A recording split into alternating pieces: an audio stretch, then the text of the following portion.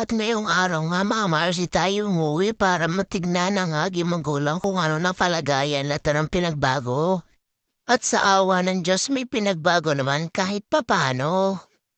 Sobrang hirap lang talaga na makita mo ang iyong magulang na nagkaganto. Alam ko naman na marami tayong pagsubok na pagdadaanan sa buhay. Di baling walang-wala tayo basta walang lang magkakasakit sa ating pamilya dahil pag nagkasakit, talagang napakahirap hindi mo alam ang anong gagawin mo. Halos araw-araw puyat ang aking tatay dahil nga po nangingirot daw yung paa at kamay ng aking nanay kaya pinapahilot niya.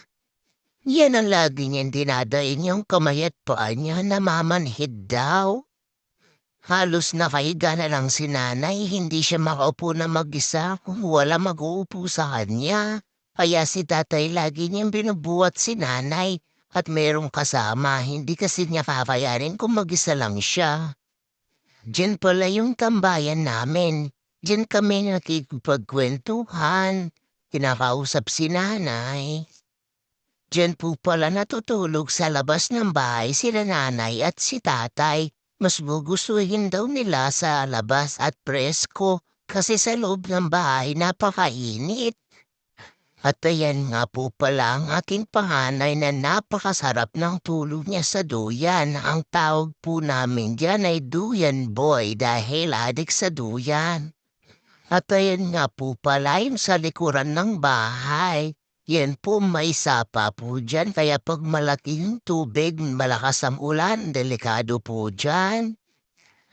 Ayan po pala yung bahay ng ate ko. Meron po siyang maliit na tindahan na pinagkakakitaan.